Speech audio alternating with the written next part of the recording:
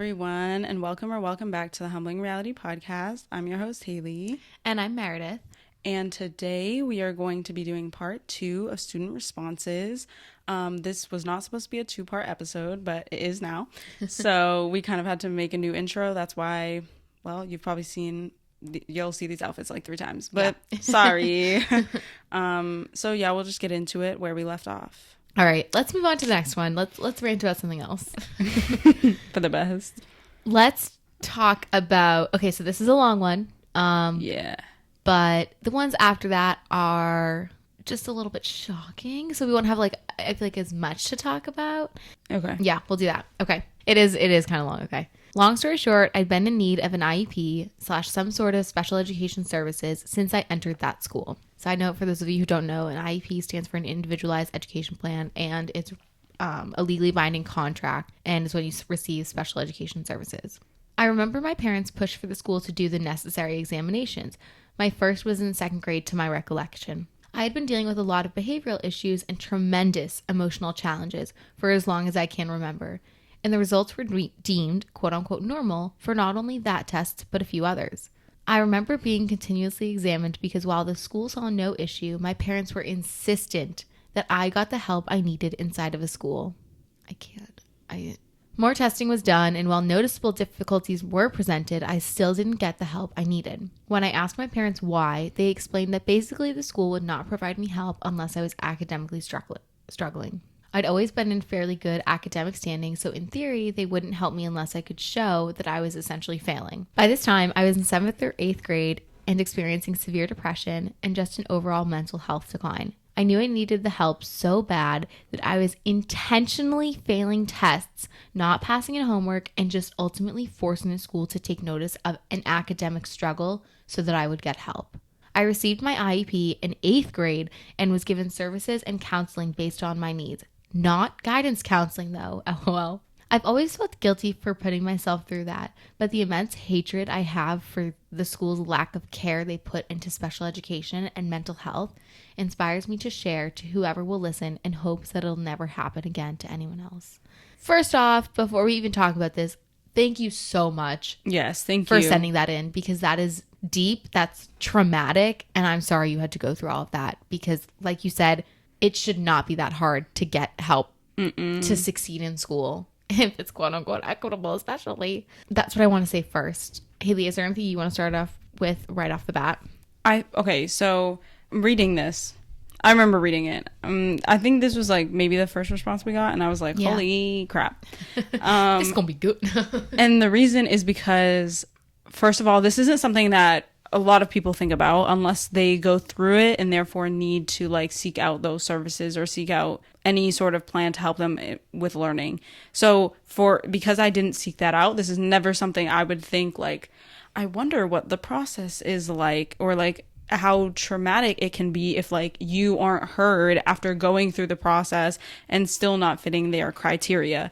Not something I would have thought about or something that we've ever discussed or I discussed with anyone. So I really appreciate you sharing that perspective, because definitely nothing, like I never would have even thought about that unless, well, you wrote it, and now I have to process it, and now everyone else will process it because we're reading it. So thank you. You're welcome, everyone. But I did, so in the handbook there is a whole section on like special education needs. There's a whole section. I skimmed through parts of it. I will say it was extremely long. I also think part of the problem I have with the entire handbook is that it's so long, and that it doesn't, I feel like, okay, if you're going to make a handbook where you want necessary information to be in, it should be something that people feel comfortable and have like, people will be able to read, fully understand, and be able to get the most out of. If something, you may deem it to be clear, but if it's 15 pages, respectfully, that's just not something that a 3rd grader is going to actually sit down to read with their parents so that they can understand how to go through the necessary steps. It's also not something that a parent would necessarily want to have to sift through to read through so that they can get their child help, which their child has clearly stated they needed. Yes. I want to add Part on one. to this. Wait, sorry, what? No, that's Did just I one part of interrupt it. you? No. Okay, I just wanted to add on to that. Go ahead. Special education is, from my experiences with special education and how I understand special education, it is not, it favors rich people. And I will just say rich people because there's a misdiagnosis and misrepresentation of people of color. So I wouldn't say that it favors them because I think it actually does them a disservice. It doesn't. You know what I mean? Like, so the reason I would also say it favors them is because parents don't know their rights when it comes to special education services and IEPs. If you ever have kids and you put them in public schools or you put them anywhere, like legally, I think even private schools are required to give them IEPs. I don't know that for a fact, but I think so. I think, yes, no, you know what it is? The IDEA law, federal law states that students, like, yes, special education services need to be provided for students if they're diagnosed. So even private schools. But parents have so many rights. It's actually insane. They don't understand it, and you wouldn't unless you, first of all, know that. And second of all, have a lawyer to explain it, or you have like a support system to explain it to you. Like another parent who has a child in special education and knows how many rights that parents have. Parents and families have so many rights. It's insane. Like, for example, we were talking about it in one of my classes because we were talking about special education and multilingual learners and how there's like the misrepresentation and whatnot, and how if parents want to go cold turkey on a child's medication or their services, they can call up the school and it'll immediately be stopped. Like, you have so much power. And I was like, I raised my hand and I was like, what? Like, and I didn't say that. I was like, I don't mean this as a judgment, but like, can I as the teacher just be like, hey, totally up to you. I might not recommend going cold turkey on his meds though. And my teacher was like, no, you cannot say a thing. It is entirely the parents' and family's choice. And that was kind of just like something that blew my mind because I was like, first of all, that's so dangerous to go cold turkey on medication. But second of all, I was just like, but these services are here to help your child. Like, why wouldn't you want that? And then they were like, well, culturally, like some people might, I'll like go into this more, but one thing might be that like they have a change of mind and they're like, you know what? My culture doesn't support this. I actually don't want them in special education services. Done deal. Parents, families said no. They changed their mind. It's a done deal. The IEP is, okay, it's a legally binding document, so it's not out the door, but it's like, you know, if the parents don't want it anymore, it's done. But it's crazy because how would you know that? And so another thing that's like cultural differences is I have a student who was referred for special education services last year and paperwork was sent home. And essentially what the paperwork is for like initial testing is on the first page, it's like the school is recommending that your child receives testing for special education. And then it's literally like a massive paragraph being like, you have so many rights. Here is a list to where you can find all of your rights. You have so many rights. It says like essentially like the same thing over and over again. It's like you have so many rights as a parent. And then on the next page, it'll talk about the types of testing that the school recommends. And then what happens is the parent or families can say, I want all of these tests done. I approve of it, basically. I approve of this one. I approve of these three. I approve of all of them. Great. Or I approve of none of them. Okay. So it's, you get to pick and choose what your child is tested for. So if you don't want them tested for, I don't even know, honestly, I'm not a special education teacher, but let's say, for example, dyslexia. If you're like, I don't want them tested for that, you don't have to put it down, which to me is like just crazy because it's like if a teacher's recommending it, if professionals are recommending it, why wouldn't you do it? But here's the cultural difference is that like some people think that there's like this stigma around special education. So people don't want to do that because they think that there's something wrong with their child, and that stinks. But it like makes sense. Like answers my question, like why wouldn't you want to do that? Because they have like cultural differences. It's also the non-mental health, mental illness, disabilities, yeah, et cetera, being different are not normalized as much as like our generation and maybe, I don't know, 30 and below, as much as we may have talked about and have opened the discussion into like mental health, disability, and like mental illnesses, it's still not normalized. the people, you know, who actually make the laws and who actually like can do something to change like the mental health stigma and all these stigmas, those people still think, oh, if you're complaining so much, get over it. Like, or it's not even like there's something wrong. It's something's wrong with you that you can fix without other needs, without whatever. Like, oh, it's a mindset change or something, like whatever the hell that means. Bruh. But and it's like they cannot tell their B's and D's and they're in 7th grade. I think they need help. And that's I mean, I can't. And Anyway. it's okay, but it's just like, the thing is, a lot of these things there's still so much stigma across the board. Yes, there's a lot of like immigrants, they gonna be first on the list. Immigrants are like, huh? Well, back in my country, and it's like, oh, welcome here. And also welcome to a different generation. Sorry, you had a child. Your child is 30 years younger than you. You gotta understand that like we grew up in a time of great turmoil. So like relax. But it's not normalized. It's not talked about enough. Even this, like I mentioned at the start, we don't talk about any of this. It's not like people who have like IEPs are so open about it. And it's, I'm sure, a lot because, hey, I don't want people to know I'm different. And it's just because that difference is seen as like a hindrance, especially at our school. It was seen as like a hindrance to what the school was supposed to be doing. Yeah. And while they may not have like explicitly, and I don't know if this is the case, treated those students or made those students feel like, we wish you didn't need these things. And I think that has a lot to do with like this person in particular. Yeah. My parents say I should be allowed to get this testing. I'm telling you, even after the testing, that there's still something wrong and I still need help. And the only way I can get your attention is by, in turn, like sacrificing my academics, which then gets you to notice, because you're like, a good student has all of a sudden not become a good student. They're not a good student anymore.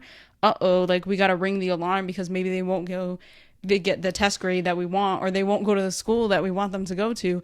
That is the only time that they care, is when it hurts or potentially hurts their reputation, hurts what they see for the class, hurts, you know, who has the highest GPA, et cetera, et cetera. And that's the reality. It's because to them, the only time they will care is if you start to burden what they deem to be like the norm. That's awful. That's awful that you're on fire and you're screaming for help and they're heads in the cloud, basically. You could, like, it also goes back to the bathroom thing. Remember last week when I was like, people were writing on the bathrooms bathroom stalls that they need help, and they were like, let's cover this up. And it's because it's like, we'll find out, and they'll approach, they might not even know it's the students that have like the highest GPA or whatever, because they don't care. As long as you're not getting Fs when you used to get A's, and they don't see you as a potential face of the class, it is what it is, kid. It makes my blood boil, and it makes me want to like grind my teeth out of anger. Yeah. It's disgusting. It's so disgusting, and it's so demoralizing. Hypocritical. Imagine like begging. Yeah. Like you're like, hey, I actually, like, I'm telling you I really need help. And they're like, so you did though get a 93 on your math test last week. I'd be like, oh, my bad. Sorry about that. I can't be depressed because I got a 93 on my math test. My bad. Well, yeah, and this person said that like they didn't receive guidance counseling. They received counseling based on needs. So that could be like academic. Yeah. Which like, wasn't even, it was probably like a whole, like some sort of counseling, but probably counseling that wasn't actually like 100% beneficial. And that probably wasn't done by a school psychologist. It was probably done by a special ed teacher, which I'm not sure if they're qualified to do that. Like, I don't know special ed much at all, but you know what? I was to show like, maybe so yeah, I didn't know if this should be read, mainly because I was like, it seems like this is not accurate. No, this is not accurate. But maybe that's why we should read it. So maybe we'll read this part next week or something. This has to do with like training, like teacher training, and maybe we'll find out more information about like if they actually receive this training or not.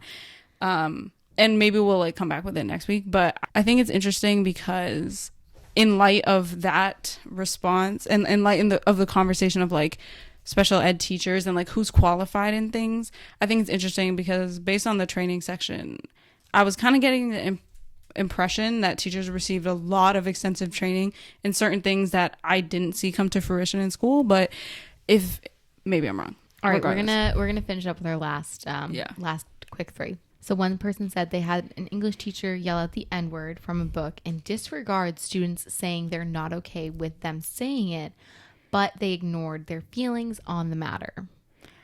I know exactly what book this is too. To Kill a Mockingbird. Yeah. So we did read To Kill a Mockingbird. And one thing I will say is this goes back to the respect thing. That's why I read that also, is the whole like mutual respect thing. If we cannot, I'll say like, if we can say we don't want you to say that, and a teacher can say no, as far as I'm concerned, that's not mutual respect. Especially, it doesn't change the meaning or the power of the book. Just say N-word. Yeah. And move on. Yeah. Like, you do not have to read the whole thing.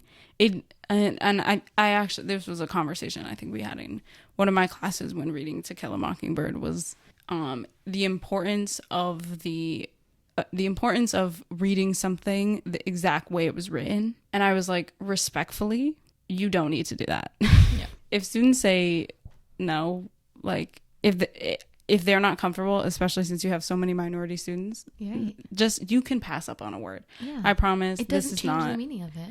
It's not going to kill you. Next. All right. Getting suspended and having bad classes with people who didn't want to learn.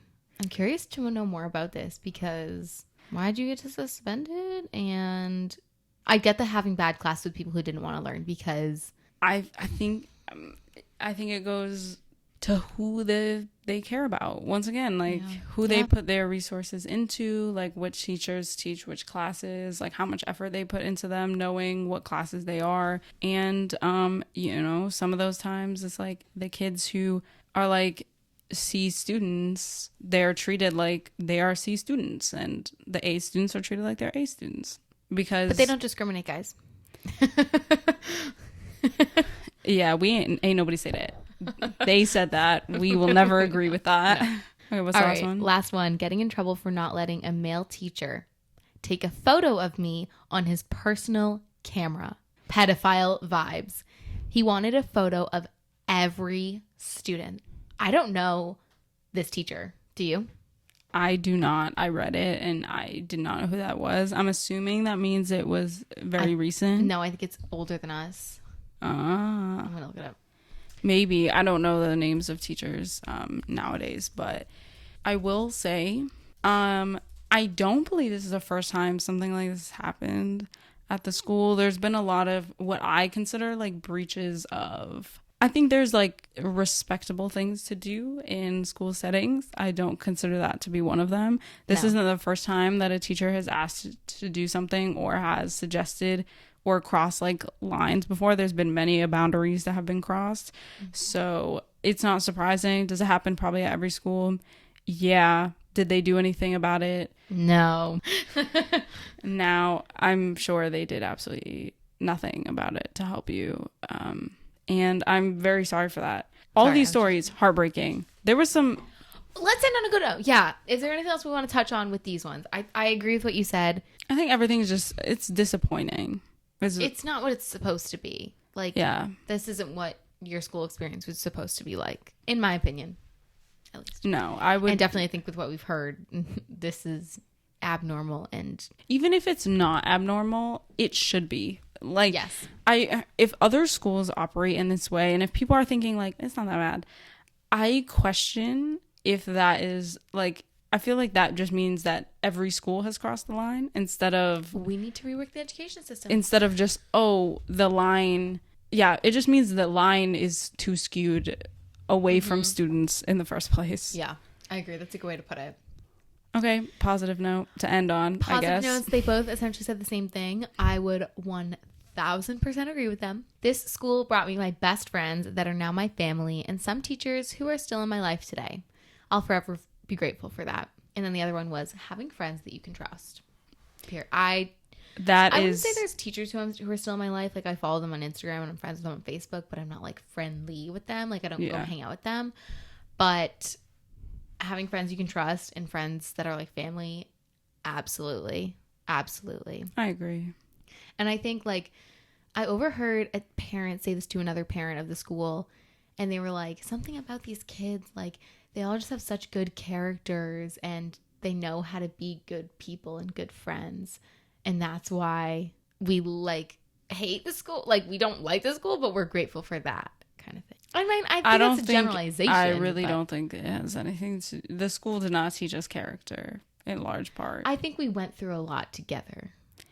And that's kind of... Yes, but like that's like trauma bonding. Yes. You're right. I'm like, no, Haley, that's character development. You're like, actually, Meredith, that's trauma bonding. Like I think we trauma bonded together, and yeah, like that's a good... Yeah. I'm glad we had each other, but also like we shouldn't have been put in certain situations where we needed to grow at the age of 10. Yeah. You know? Yeah. There were some things that we could have done without, and we could have learned at like appropriate ages, but like that's okay. But we digress. We can't go back and change the clock.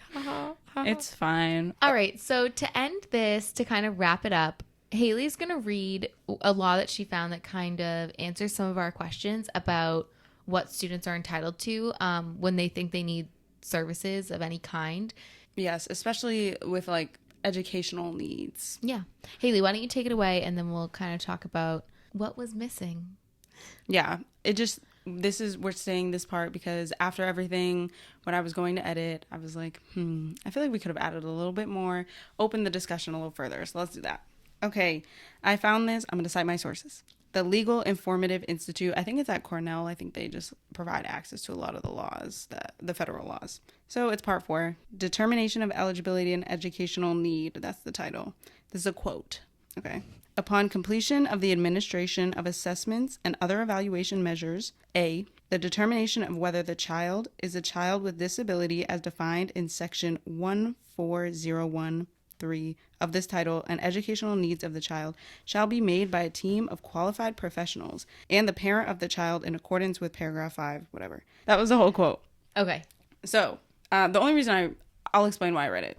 I thought in the conversation about like the student who at the beginning of this episode who was talking about how they wanted their parents and they thought that they needed more like support from the school and that they wanted help and like some of their just education in general. Now, listen, through this, I realized that education and person are very separate. So it's very much like, do you need help because your grades are suffering versus do you need help not necessarily because your grades are slipping, but do you need help to still be a productive member of a school outside of your grades?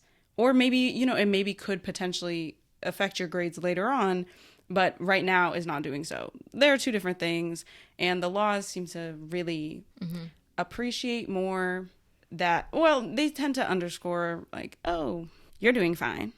So therefore, like we could give you help, but you don't need it because everything is based at this school is probably even worse because everything really is grades oriented. So I'm sure even if there was like, you could help, but you're not required to.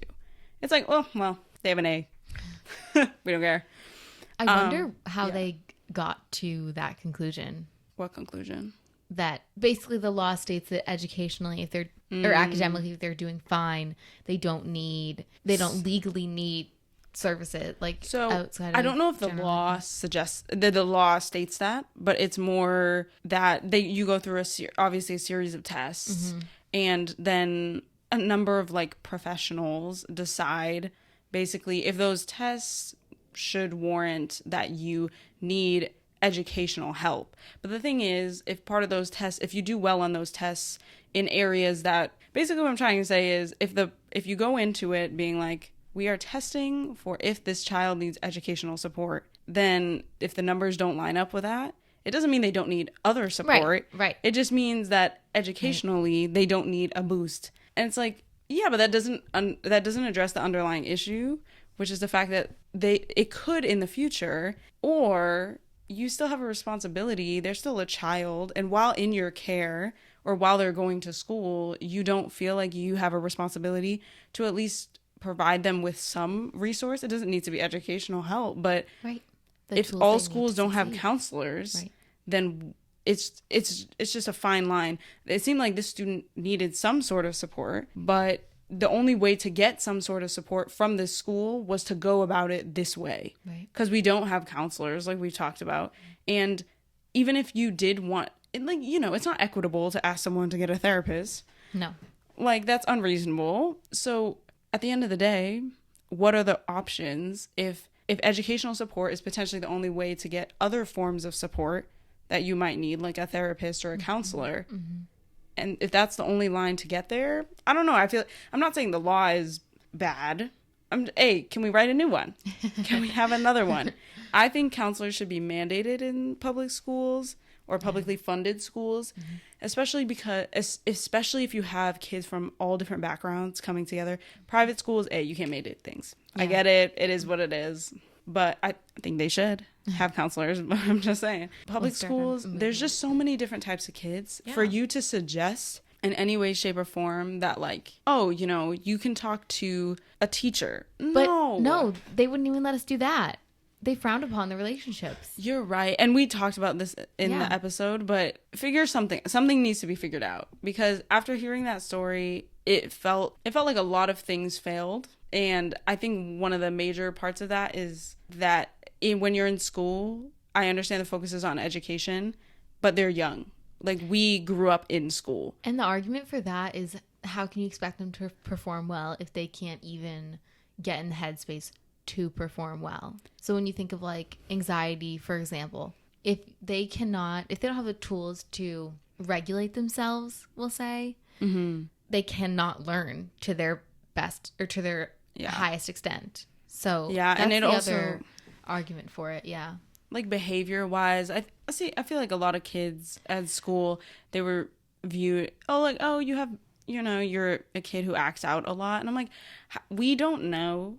If we had a counselor, potentially that behavior, you don't know what lies behind it because you don't ask. No. And there's no one there to address it. And so it's just like, well, the grades have always been a C. So, like, if they stay a C, then we can't anticipate that anything in their life has gone wrong because they've always been a C student. And it's horrible. Like, that's not the way I feel like we should be thinking. And no matter how many tests, there's always a baseline. Right. There's always a baseline that you have to go off of for every test. And it's like, what is normal to you might not be normal to them. Mm-hmm. Who deems normal? If a parent says, I think my kid should be tested, and then you come out and you're like, they seem fine, and the parent's like, but they're not, then what?